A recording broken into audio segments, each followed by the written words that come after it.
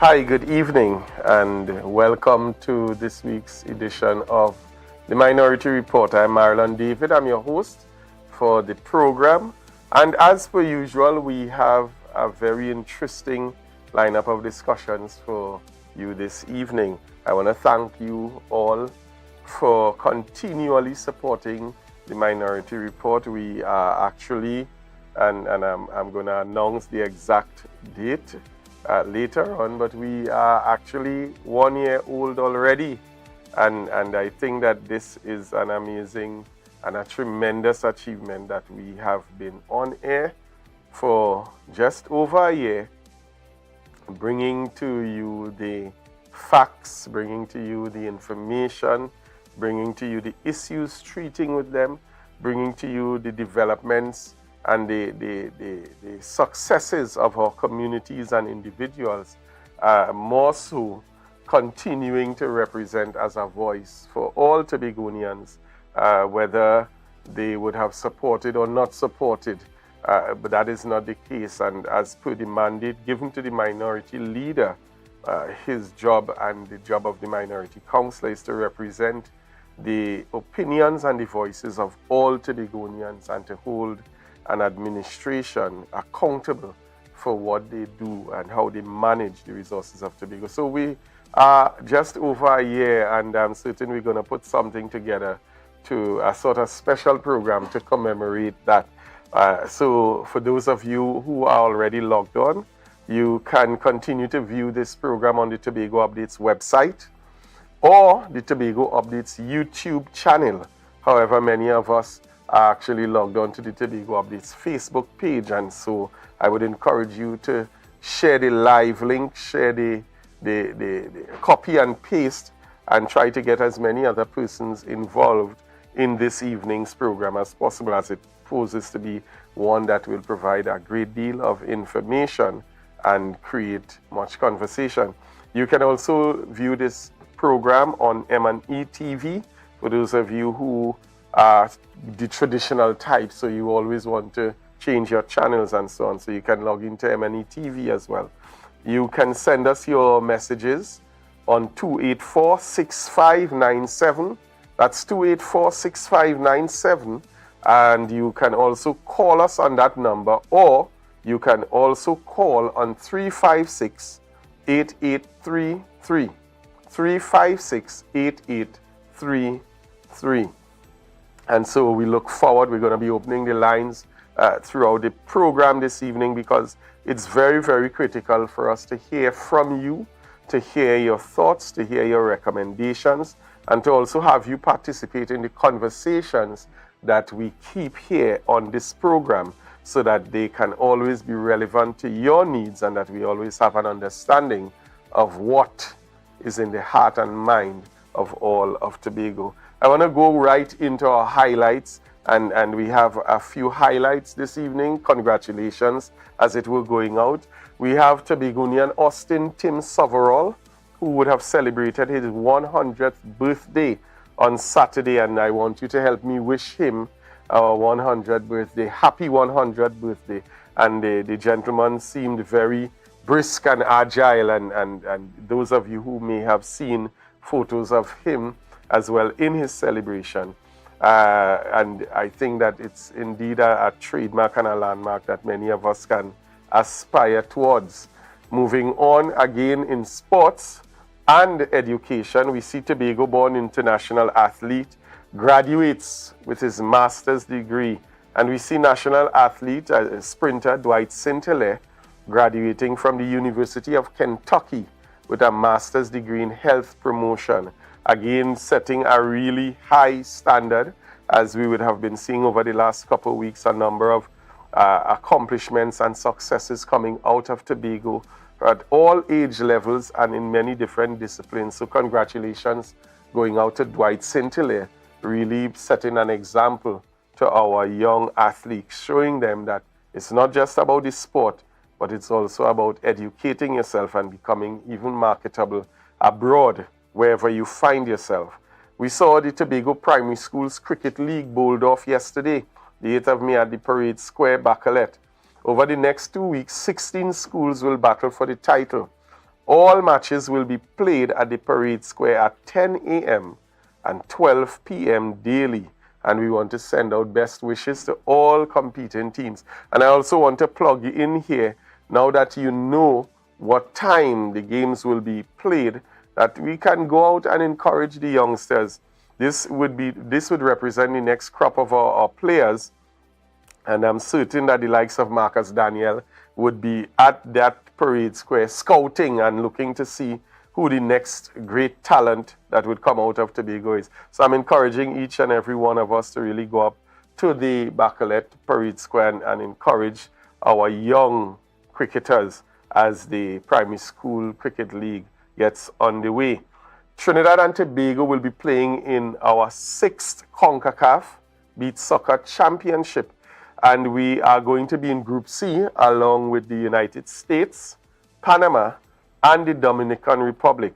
Now, 12 teams are actually vying to lift the trophy, and the 2 top teams are going to qualify for the 2023 FIFA Beach Soccer World Cup in the United Arab Emirates. Tobagonian, the lone Tobagonian player on the team, and he's no stranger to the national team for the beach football, is Shalon Bob, and many of you would know Shalon coming out of Plymouth and so on. A very, very fixed player on the team, and we wish him well in his endeavors, and we trust that he will definitely lend his assistance and stability in bringing us to the top 2 positions and see himself being taken up to the United Arab Emirates to yet again represent Trinidad and Tobago, but also more so the island of Tobago in his exploits on the national team. And there we see a picture of Shalon Bob mid-air. I mean, I think the cameraman did justice to this photo, and definitely we intend to see much more of this type of performance coming from Shalon in the tournament.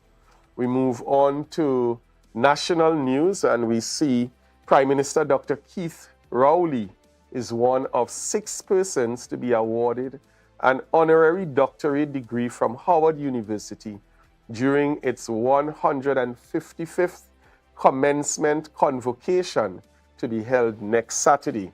Now, the university actually put out a criteria so that persons don't just think that this is something that you can walk up to the university and pay for.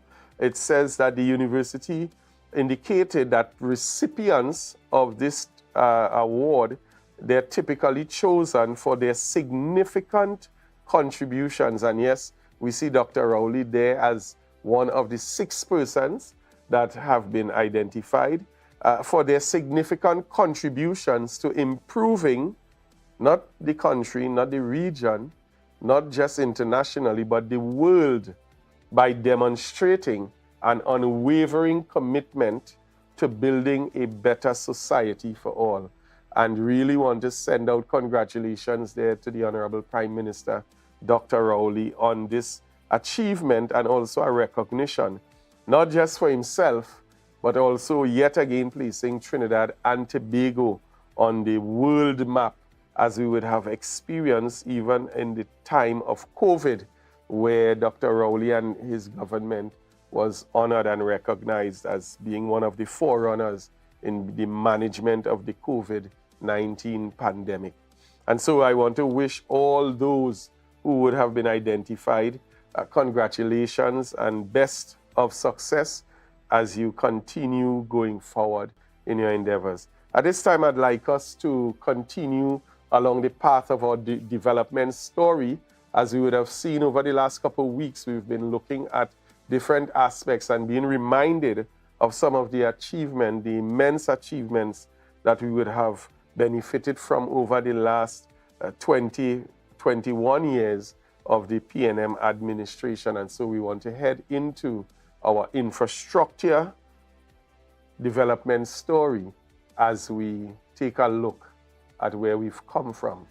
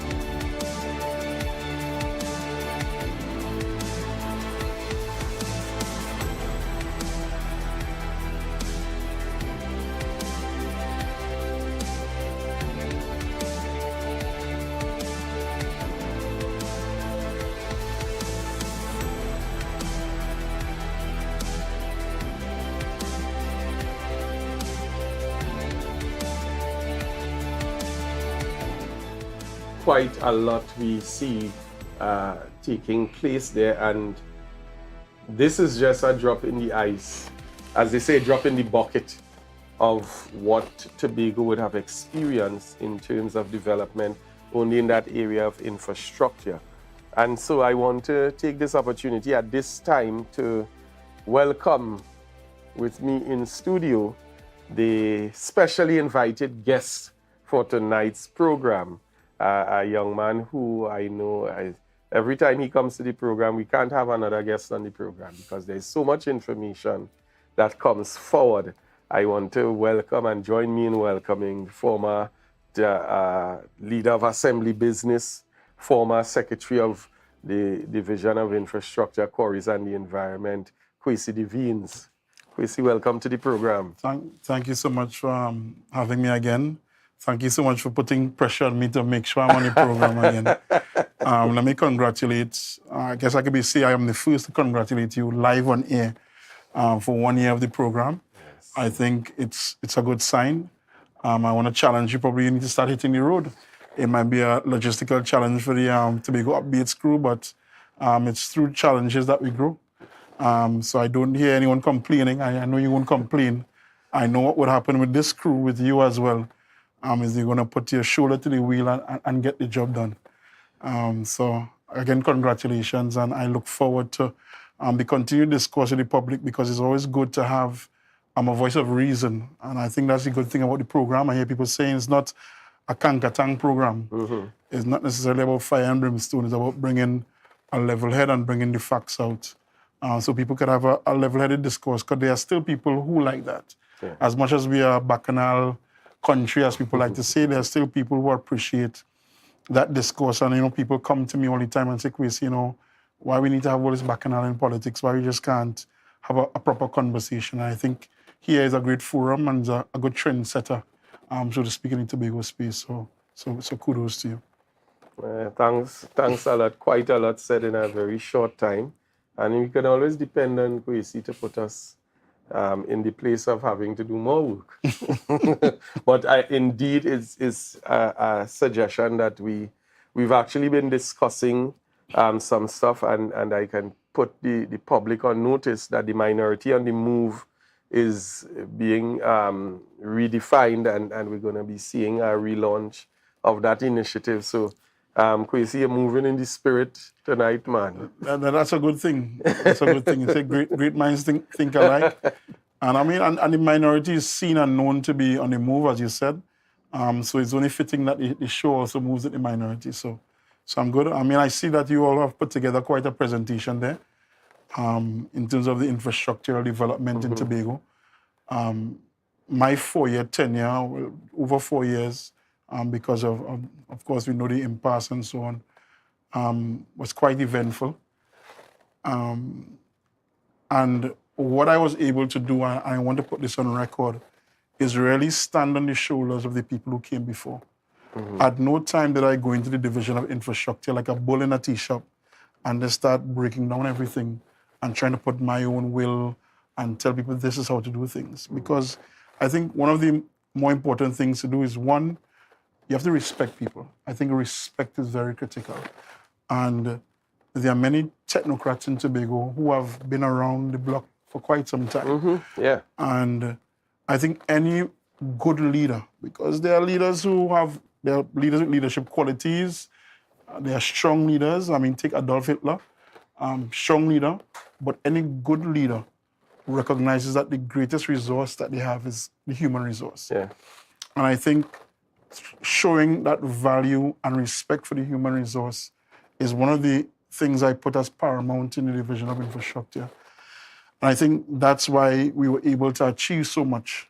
And again, showing even that respect to those who came before and building on the platform and the foundation that they put down. So, for example, you saw in the presentation the Milford Road Bridges program, the Lambo River Bridge, the Thompson River Bridge, and the Signal Hill River Bridge, which I don't think will be done now. But the reality is there was a vision that we need to have a reliable alternative route to the Cornwall Highway. We see what happens if there's an accident or an incident on the highway. Everyone has to pile to the Milford Road, or try going through whatever other back roads they could find. And we found that, growing up, running cross country from Bishops, my parents taught at Scarborough Sec. The Lambo River Bridge came from a little one-lane bridge that was covered by the sea eventually, to a Bailey Bridge, to what it is today. Similar can be said for the Thompson River Bridge. There was never a Bailey Bridge there, but that bridge actually was under serious duress. And the vision was that once we build those bridges along the Milford Road area, we can have that kind of free access that we're looking at. Of course, some coastal work is needed as well. But the reality is this was not necessarily started by me. It was not my brainchild. It's something that came before, something that we were able to critically analyze and realize the value of it and move with it. And I think that spirit of respect really augured well. Getting the Roxborough Administrative Complex done was a similar type of initiative.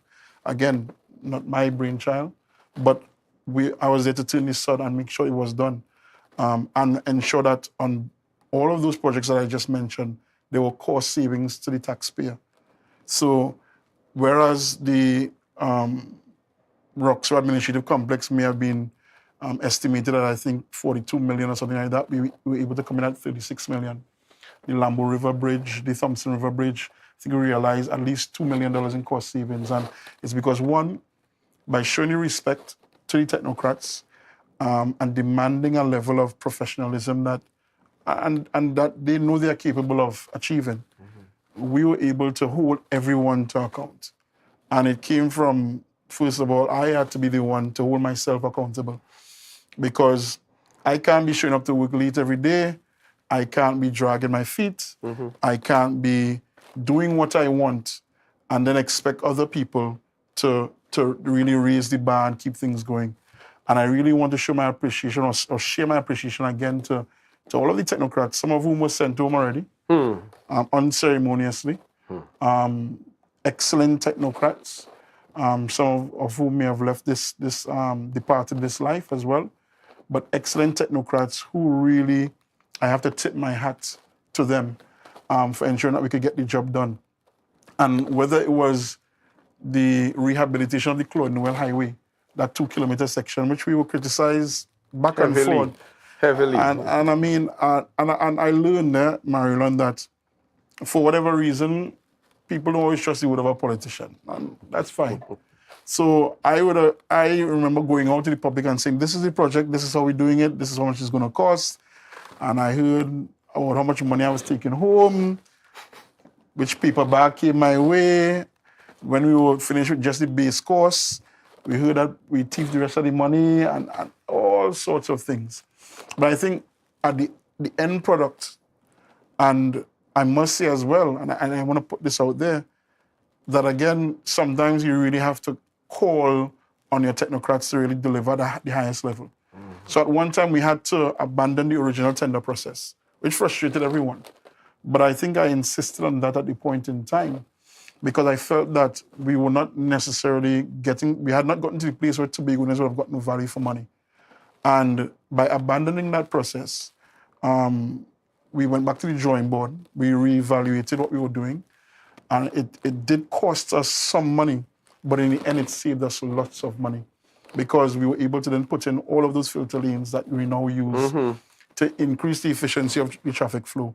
So at Rockley Vale intersection is the filter lane that we all use now. We know that there used to be a long pileup of traffic, especially in the afternoons, every day. Similarly, coming out of Scarborough, you know, a filter lane. You have the filter lane when you come down, you head south on Wilson Road and to head east onto the highway. So those were elements that I insisted were added to the project because I saw value for Tobagonians in getting those things done. The delineators, we remember the unfortunate incident, people started stealing the reflectors, but people were happy to see the barricades up, the reflectors up. But again, we realized cost savings on that project. It was a high demand project, it was very stressful for everybody. I want to thank Tobagonians for showing some level of patience. The police and I, we would look ahead sometimes, but we all came to a place, again, because I respect you and I'm showing that level of respect. And that level of respect was given not only to my office, but to my person. we were able to work with all stakeholders, whether it was the project manager, the TTPS, the engineers and staff, the contractor. Everyone came on board in a very interesting way. And sometimes I remember having meetings cramped in my office because it's Monday morning and the public is not happy. We need to solve these issues, and we need to also avoid other issues. So I just want to say, as much as we put a lot of effort as well on infrastructure, and it's easy to see the success stories of in the infrastructure division. Infrastructure is really supposed to be a supporting role in the development of an island. Roads, bridges, drainage infrastructure was really a support. I mean, the development of the people is much more than a paved road and a drain. It's important, mind you, but it's a lot more than that. And I really want to say hats off to people like Hilton Sandy. I think it's easy for us to forget that at one time it was impossible to get from Kings Bay to Speyside. And that road was rebuilt. The Spring Garden Trace Road, people forget that that was not the only time that the Spring Garden Trace was a dead end. That road was extended. People forget the link roads at Botanical Gardens, coming down by TNT Corner and even by Botanics. Those weren't there all the time. Yeah. So, I mean, there was a Scarborough development plan long before this grandiose talk about reclaiming land and building stages in the sea. There was a plan that was supported by international organizations to help us develop Scarborough in a way that we can truly service the people. And you know, very often we want to measure the development of Scarborough as we don't have any high-rise buildings in Scarborough, we don't have any skyscrapers, and we don't have. I think people just need to get out of Tobago just a little bit sometimes. Yes, exactly. And recognize what we do have here. And I had the opportunity to work in St. Vincent for a while.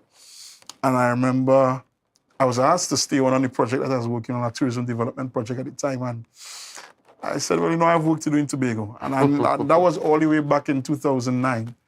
And part of it is because I felt that, you know, we were so far ahead of that island, that country. And I felt that, you know, Chris, you've been taking for granted what Tobago has. Yeah. And I think that's something that I want more people to experience, to recognize we are really taking for granted a lot of the development. I remember my parents, both teachers, or retired teachers now, they always took us around the island as children. So I know Tobago in and out. And I remember every corner, you almost had to blow your horn every corner because the roads were so narrow. We're not in that place anymore. Yeah. And development, as incremental as it may be, if you bring someone who was not here for 10 or 15 years, they will always be amazed at what they see. So I really am pleased. We could always say that more could be done. But we have to look at the context of the physical infrastructure supporting the development of the human capital. And, you know, I always share, Marilyn, and I want to share a couple of stories, if you permit me, that of all the successes that the Division of Infrastructure had under my leadership, I always boasted about paying people on time. And, you know, I heard the secretary saying, yes, there are 6,000 employees at the division. It is one of the largest divisions. Yeah. It is a difficult division to manage. But I never came out here and complained to anybody about it. And I can say that I remember in fiscal 2017, 2018, when we were operating with $300 million less than the fiscal year before. We had to find ways to make it work. But no one came to complain about how difficult it was. How difficult the job was. What we had to do, and I could share that I had many sleepless nights.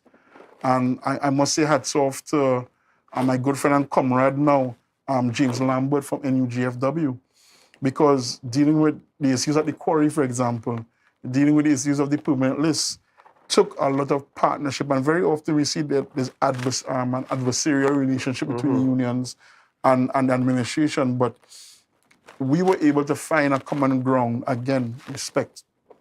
I remember we had come to the union and said, listen, we were in a position where development funding, we had less than $300 million, and they have more than that now. We had less than $300 million. Yeah? less than $300 million in development funding, but we had to pay workers. And at the time, we had about 1,200 development workers. And it was just an impossible task. How are we going to continue paying these people? And again, the advice coming in was, well, SEC, you might have to send home people. But at the time, we recognized that even if you waved a red flag, a green flag, a blue flag, a yellow flag, whatever it is, at the end of it all, you were Tobagonians. Yeah. And we had a responsibility to the people of Tobago because we're the THA is the biggest game in town. The reality is, with 65,000 people, if you want to push it to that, developing a robust private sector is a difficult thing to do. St. Vincent is struggling. They have about 120,000 people. Grenada is struggling. They have about 106,000 people. Antigua is struggling. They have about 90,000 people. And in St. Lucia, they all struggle.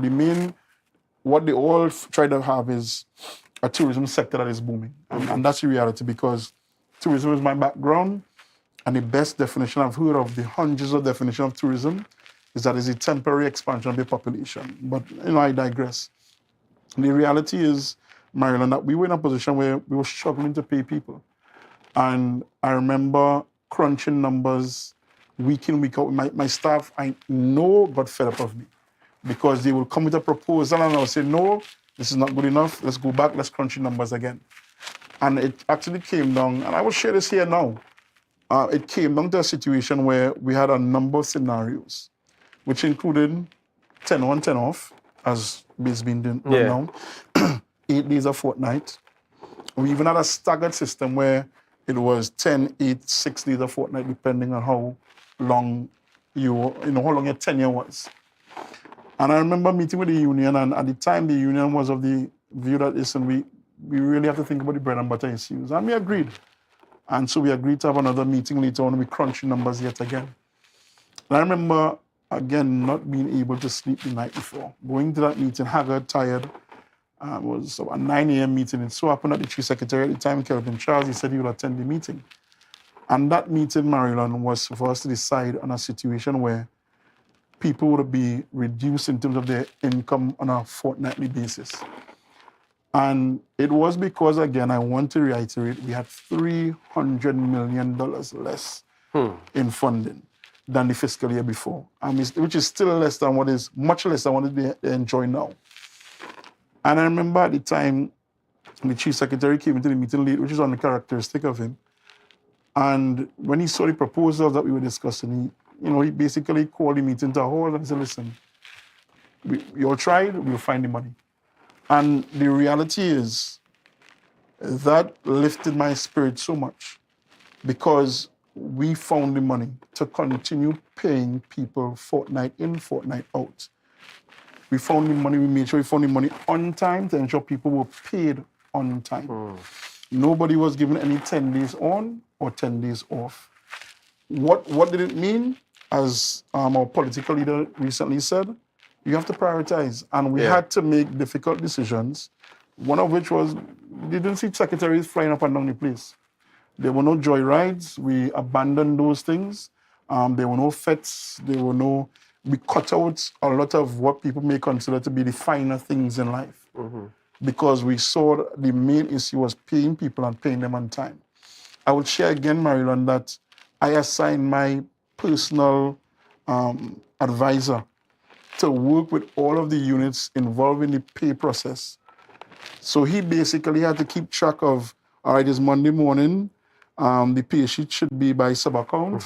It's Tuesday morning, the pay sheet should be by IT and wherever else. Yeah. So he had that responsibility, so that every day I had a running update, because I cared enough about the people of Tobago. I cared enough about the employees of the division to ensure that they got paid on time. Because, some people might say, well, they didn't get paid on time, they could get paid late. And that was something that I rubbished. Because you don't know the commitments of any person. Exactly. You don't know what loans they have. You don't know how many children they have. You don't know if they have to take care of medical bills for their parents. You just don't know. And I always said that honest day's work and honest day's pay on time. And we did just that. And so it's very disappointing now and vexing actually, and I probably have sung a little upset that you can have such flippant excuses being made for people not being paid on time, and then worst of all, blaming the public servants, throwing the public servants under the bus. When, again, I guess, as the secretary did say in this very studio, it's easy to be outside and criticize, but when you're inside, it's a different story. But I can say to the people of Tobago, without fear of contradiction, that we had less money to work with, and we ensured that people were paid and paid on time, especially in the division of infrastructure. And again, I'm not saying that there won't be the odd moments where things went awry, but the exception wasn't more than the rule. Yeah. Right now, the rule is the exception in Tobago. And we see that I didn't have to ask anybody if I ease up.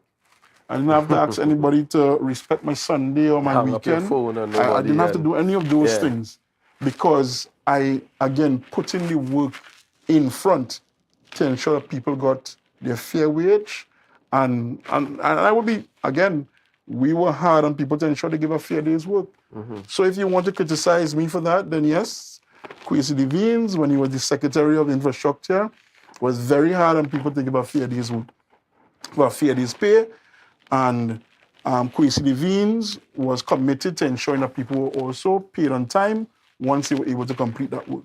Whether you were an employee or a contractor as well, that is what I was committed to. And I would always say that was one of my greatest achievements. And I mean, we could get into URP. I don't know if you have to take a break. We're gonna get there. Yeah, but again, there's a lot there. There's a lot. So the reality is, one, Marion, I just want to say that respect. Yeah. And that respect for those who even came before, those who you work amongst, and sometimes learning. Yeah. I remember, again, dealing with issues at the quarry because, and we could say it here, there were times when the quarry people, trucks were lining up from the night before to get aggregate from the quarry. And that was something that we were hell-bent on resolving. The sticking point again, and that's why I gave kudos to James Lambert before, was at the time the union was adamant that they wanted to have a seat on the board of the new company, of the Study Park Enterprise Limited. And we were able to, and again, kudos to Mr. Charles, we were able to negotiate that away, negotiate that out of the agreement. Instead, what we did give, and we paid that before the workers were moved, before the Christmas the workers were moved, we were able to give 3 extra fortnights pay as an incentive to all the workers.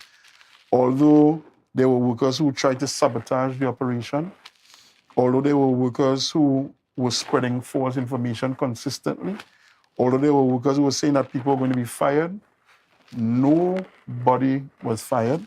Everyone was reabsorbed into the division. And I guess sometimes you really have to, I don't want to say burn to learn, but you have to follow your gut instinct, Marilyn, because when I got into office, I remember February 1st, it was a Tuesday at the time, 2017, the first meeting I had outside of the people in the division was with the then steering committee of the Study Park Enterprise. And it was a Thursday. And they were saying, well, you know, it's as easy as we just need to move these workers and start a new company. I knew what I knew, and I understood that I didn't know what I didn't know. And something that said to me, you know, are there any positions in this company that are unique to the quarry? Because I understand a little bit about daily how things work in the employment industry. And we couldn't get a definite answer, so again, we reconvened later on, only to find out there were 153 of those positions. Wow. So I could have gone and just, again, bull in a china shop, all right, move all the workers or send home all the workers. And it would have, at the time, we had over 200 employees at the quarry. 153 of whom had jobs specific to the quarry. I didn't do that. It then took a long process of negotiation, months of negotiation, to get to the place where the union was on board, everyone was on board, protests went in between. I think what was later protests because the workers were made to believe that they were going to be sent home, which was a lie. Yeah. Nobody was sent home. And I will tell you, and I will share again, somebody might say I'm telling tears out of school, but there were people who were willfully sabotaging equipment. I remember an excavator being damaged, the bucket of the excavator. Now everybody knows the very large excavators at the at the quarry. And everybody knows that andesite is the rock at the quarry, second hardest material in the world, or rock in the world rather. And a very experienced excavator operator was operating one of the main excavators in such a way that the bucket ripped in half. So the bucket went into the earth and it got resistance. And anybody would know if you're feeling a jam, you wouldn't just keep going and going. A very experienced operator was operating the machine and it ripped in half.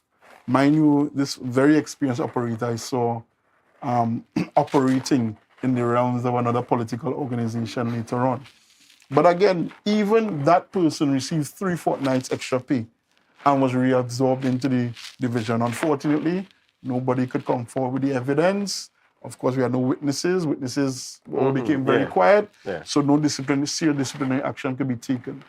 But even that person, whereas the person was willfully sabotaging the operation, there wasn't any spite, malice, no bad victimization, mind, no victimization. Anything of this sort. Everyone received equal treatment because everyone was respected. Yeah. And I think that is missing here from now. I'm glad that we began the program this way, because the idea was to give Tobago an appreciation for what, not just the development that we've been seeing over the years, but for the processes that were involved in that type of development, which is totally different to what we're seeing now, this ad hoc type of administration and what they now call management. And it was important for us to go in this direction because many persons don't truly understand what goes into running and administrating a division, the planning process, the time that is spent outside of the cameras, not in front of the cameras, behind the cameras, and that type of dedication. And so I'm glad that we were able to create this type of perspective. I want to say, and we're going to go to a very short break and come back, but I want to say good night as well to the minority leader who is off again on business, working hard, representing the voices of Tobago and Tobagonians. And the minority counselor who is logged on and really supporting. I want to say good night, folks. We always miss you all when you are not on the program. But again, as I indicated when we began, when you have somebody like Kwesi Devines on the program, unless it's a 3-hour program. So good night, folks. And folks, I want you to stay locked on, because we're going to be heading into another part of the conversation, but we're also going to be opening the lines when we return. So go ahead and share the live, and we're going to take a short break and be right back.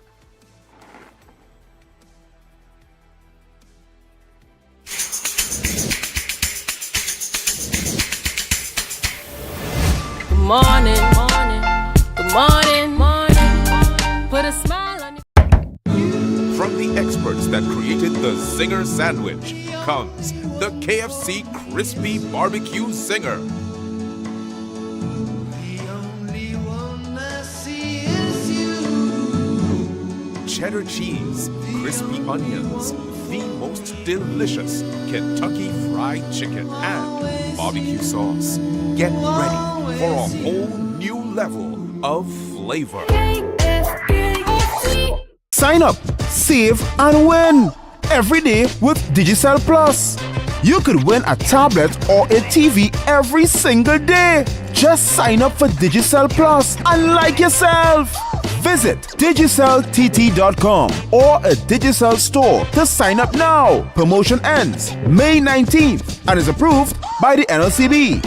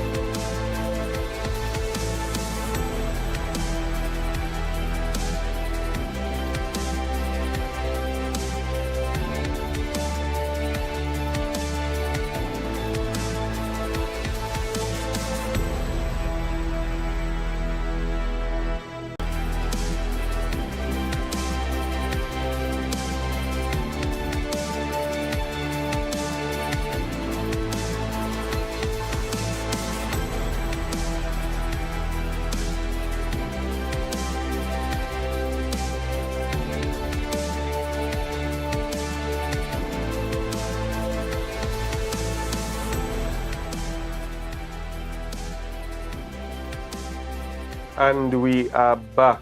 With me in studio, Kwesi Devines, and I mean, we really, the first segment of the program was wow. Literally a wow program, because the information that we've been seeing, and again, I want to highlight certain keywords, Kwesi. You spoke of respect, and we have seen in the tenure thus far of this administration a flagrant attack on public servants.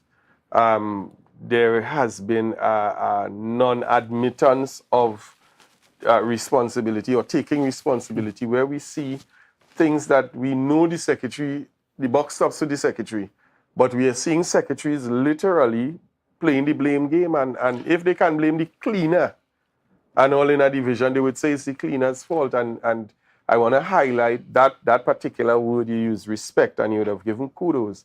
Another word that I want to highlight that you would have alluded to is the vision and planning process. Having a vision, everything you spoke to, you said it was anchored to a greater picture, a bigger picture, and then the process that would have been gone through to ensure, even though it would have started long before your time. And the minority leader always says governance is a continuum. That's something that is across the board. And for those who understand it, it does not mean that everything that develops today is because you started it. And I think that's, and it goes to all areas. When I remember in the early years of this administration, a new flight landed, I think, from Germany or somewhere. Yeah. And people don't, well, I heard we may have missed it, but the executive chairman of TTL did admit that she didn't know before what the process was. But you don't negotiate for a flight to land tomorrow, today. Yeah. It doesn't work that way. It's a lot of planning, sometimes 2 seasons in advance. There's planning, not even 1 season. So if it is we want next winter, we have to start from now to have conversations about Exactly. flight, a plane land. So even to get a building put in place is not just, well, you know what, we want to put up a building here. No, there's literal planning. We have to shift around allocations. We have to budget. We have to prioritize. We have to get all of the approvals, which is something we could touch on later on. But because we always wanted to be in line as far as possible with the approval process and getting things done. And so... And that's a critical point you're making. So, I mean, so we definitely would touch on... we just came out of a very, very ludicrous motion. Definitely. And I guess later on we could touch on that if we have the time. But it's something, again, that is very hurtful. And I still chat with many people on these regulatory bodies who are really taken aback by the approach and saddened almost that this is what we have come to. And I know some people who I didn't even know were into politics are literally vexed and cussing when I speak to them. Kwesi, how are you going? Like, they can't wait to just start cussing. To let it out. And they're boiling up and bubbling up. And something, a common theme is that Tobago has become a laughing stock. Yeah. And I think we've moved from a place where, you know, people could have taken us seriously as we move forward with a plan, a vision, to now where we just talk. And again, they're great orators in the current administration. I'm not going to take that away from any one of them. But at some point, we have to stop with the hot air and start getting things done. Performing. In a meaningful way. So, Kwesi, I want us to head in a direction with the conversation. We've seen a number of initiatives that I mean, those who know, it's blatant.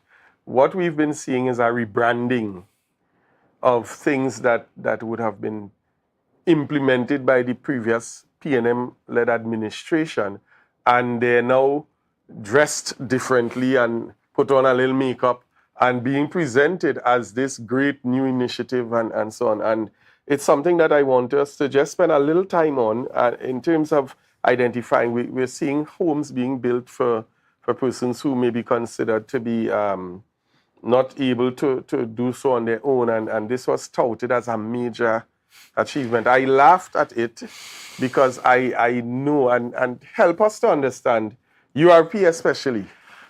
So there's a term I remember hearing some time back, historical revisionism, where, and it can be used positively and negatively as well. And you're seeing it in the US where a lot of black history is being told in the right way and not being removed, that you're not hiding the shame almost. And on the other hand, some people attempt historical revisionism because they want history to favor them and their personal stories. And I see that happening now where we are attempting to revise history in a manner to make it look as though this current administration has been doing such great things. And there's no doubt, I think that there may be great ideas coming out of this administration at some point. I mean, I think we're all Tobagonians, and there's a particular capacity I take pride in that Tobagonians have. Execution might be a different story. Yeah. But I mean, I'm sure they're great ideas. But for example, building school desks Yes. is not an idea that is brand new and not from this administration. Ask the people at Scarborough RSC, and even long before that. I can say even when we rebranded URP, Useful, Relevant, Productive, we introduced the revenue, we reintroduced, because there was always a revenue unit. We put more emphasis into these revenue units. Concrete, because we had a concrete plant, we had the woodworking shop, we had the agricultural section. And we were doing all of these things, building the school desk. We introduced, I can't even say we introduced, we began monetizing the caskets, the construction of the caskets, and putting it out there. You all would remember that in the conference room, one of the conference rooms at the division, URP built a fantastic boardroom yes, table. I remember that. All right, and all of these things, we said, all right, we're going to put these things now into a catalog. It took a lot longer than I had hoped. Of course, you can't crack the whip on everyone all the time. But the catalog is out. And I want to say kudos to the people at URP and the communications department for putting out the catalog. But again, URP building beds and so on, those are not new. As a matter of fact, those are things that we revamped and refocused on. And of course, as you said, they put on new clothes and attempting to call it by a new name. But it is what it is. And the history is there to show it.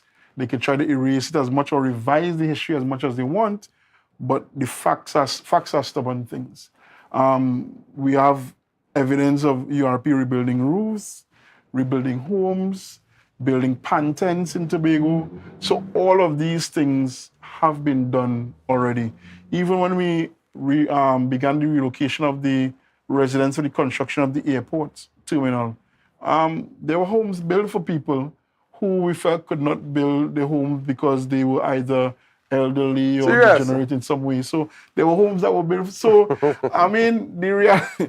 So seeing these things, and again, I am not going to downplay the importance of one person getting a home. I think that is important. Everybody, housing is a basic need.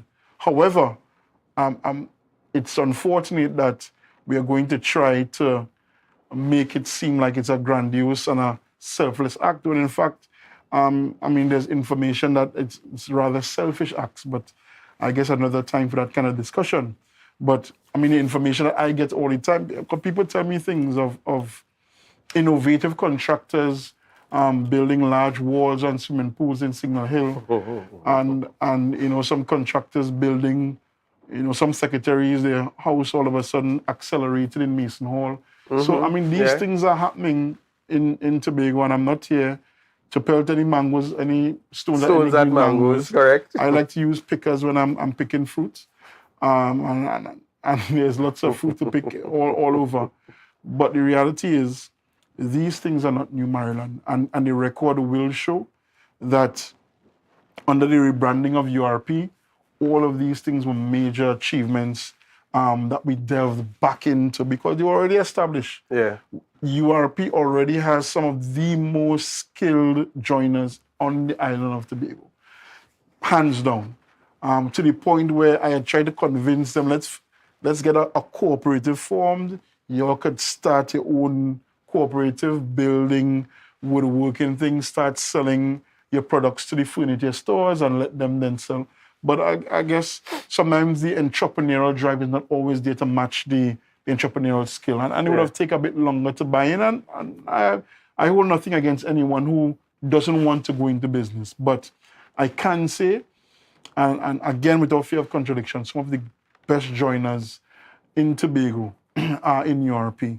I don't want to single out anyone because, so I don't want to single out anyone in particular, but I can tell you for a fact that these are things that were done in the past. I wanna declare the lines open, folks. We are beginning to head in that landing direction with the program, and I want to open the lines.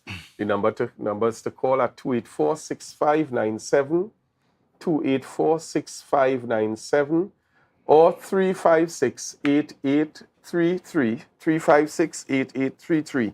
And I am speaking with Kwesi Devines in studio.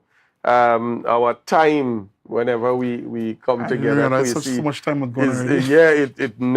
it never is enough. And I think from time to time we want to host a special edition program where we probably have a sort of marathon, because one of the things that we have been looking at and we've been literally putting out there is the fact that there was a narrative that was tried to be created that PNM did nothing for Tobago for 21 years. And I think that even thus far, by the three areas, we've looked at the development story in health, we've looked at it in education, and we've looked at it in infrastructure. And I think that even just in those three areas, the volume that we've seen in terms of moving Tobago from where Tobago was in 2001, to where this administration met Tobago in 2022, I think that only Stevie Wonder and Ray Charles can see the facts. Well, Stevie Wonder may not say because he's been here on 2 occasions. So, but I mean, and I always tell people, you know what, the argument can be more could have been done, and anybody can argue that, and everybody's Who free not in to, the seat. Yeah, it's free. You're free to say that more could have been done, but to say that nothing was done, Yes, is disingenuous. Yeah, disingenuous is a bold-faced lie. Yeah, and it's a lack of appreciation for what we really have in Tobago. And again, we could pull out whatever yardsticks we want. Tobago measures up well. Again, we are nowhere near perfect. More can be done, and I'm sure more will be done. I don't know over the next couple of years how much will be done, but I can say that, again, having had the opportunity to work outside of Trinidad and Tobago, and to experience what I've experienced out there, whether it's Grenada, St. Vincent, and so on, I can say that we are doing extremely well, and there was a clear pathway forward. I mean, we lost some opportunities, whether it was Sanders. Thankfully, the airport is still being built. But we have to recognize that we really have to band together to move Tobago forward. And I think we have to recognize that being the victimization, bad mind, my turn now, that narrative cannot drive Tobago forward. exactly. I've seen where some known opponents of the PNM have operated on PNM boards already and contributed to those companies. Whether it was what's his name? Not Vanna James, Winford James, or Alison Williams, whoever it is. Persons who have been known to not be supporters of the PNM, they played a role, and I think we need to recognize that across the board there's talent in Tobago. And talent doesn't wear a red doesn't have to be about the red flag or the black flag or the, I don't know what The flag that we don't know. I don't know the whichever color one. we're not sure of. But the reality is, again, we need to come to the place where we're all Tobagonians. And we need to recognize that. And I told my staff that when I was there, that we have a responsibility to Tobagonians. Whether it's in procurement, whether it's in delivering the services of your job, whether it's cleaning the roads, sweeping the drain, everybody has a responsibility. Yeah. And we need to get to the place where we acknowledge that responsibility and we acknowledge that we have to work together. More and more I say that Nelson Mandela was really a great man because I think his struggle was to ensure that those lines of division, though he may not have been able to eradicate them, would narrow significantly. Definitely. And drive forward. And that's it Tobago I would like to see. That's it Tobago that the PNM is charting forward. And that's the Tobago that we need if we really want this development story to continue. Yeah. Before we actually leave, do we have a call? Okay, good. Before we leave this evening, it would be remiss of me not to bring this particular issue up. I know that there may be a sense of vindication even on your part, because we would have seen the Chief Secretary create a narrative of corruption and collusion in that very division, the Division of Infrastructure, and would have blacklisted a number of persons, terminated some, not renewed contracts and so on, and then went on to destroy the construction sector in Tobago, where we saw all of our major Tobago contractors literally destroyed. They were decimated. I mean, we heard a number of the issues when we had the People's Forum. I think it was hosted by the Chamber.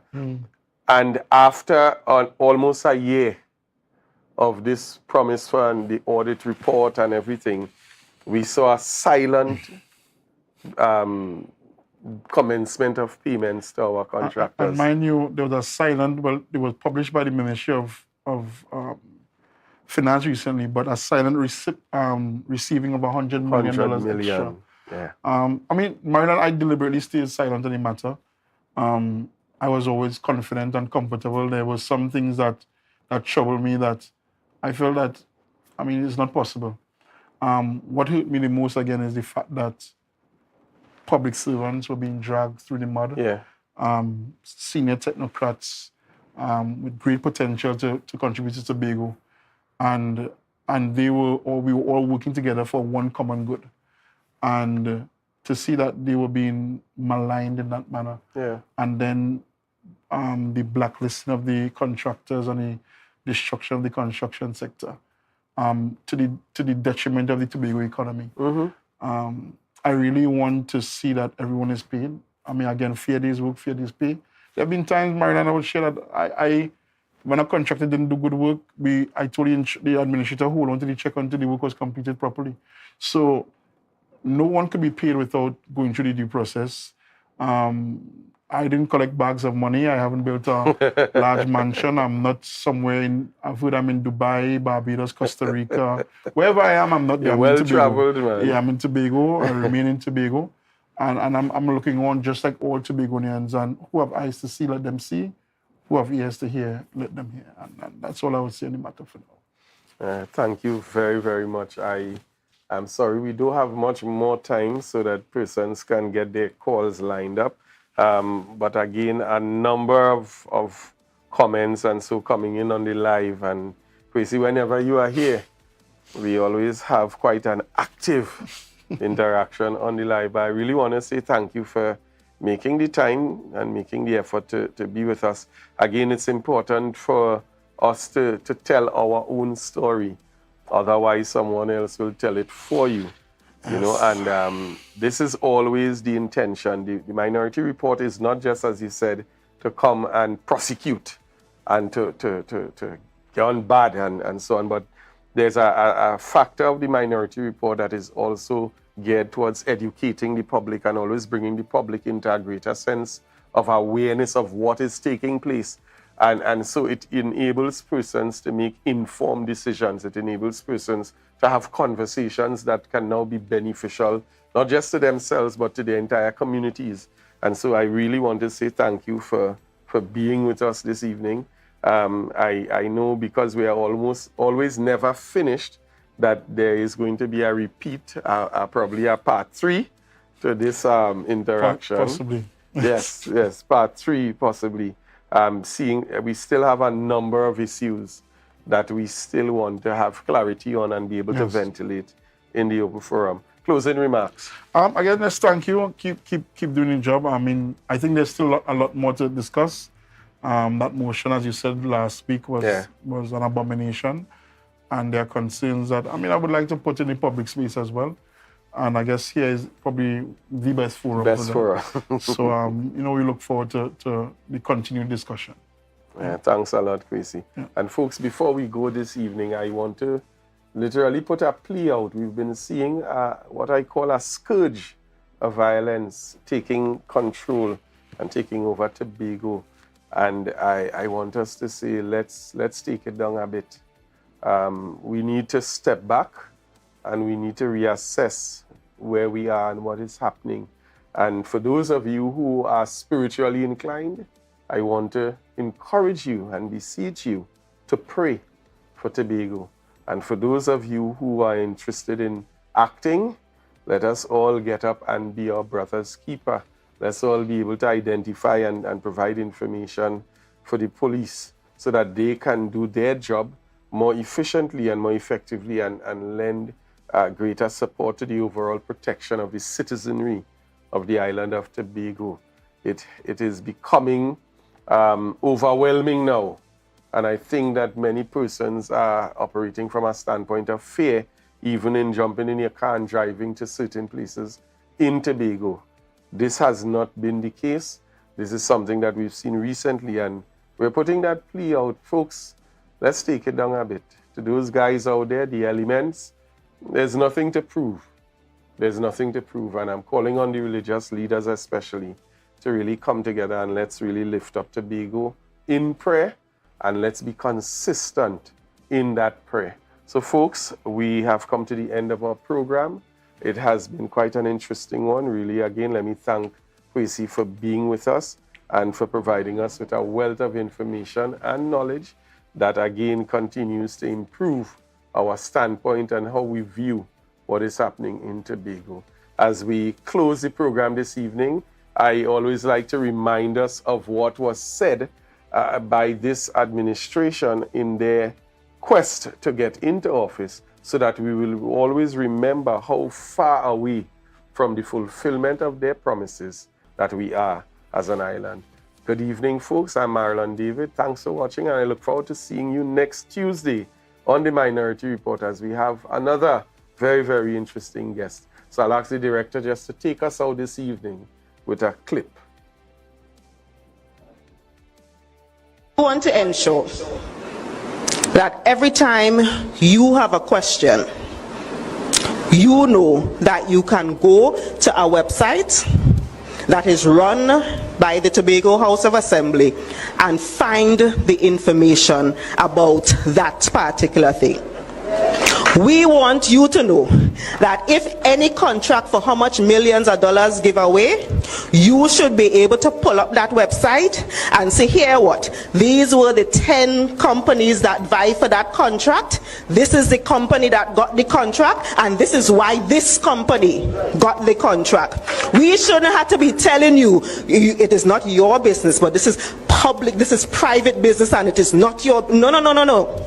The Progressive Democratic Patriots is insisting that when, on your behalf, we spend your money, you know exactly what is going on. We had to fix this.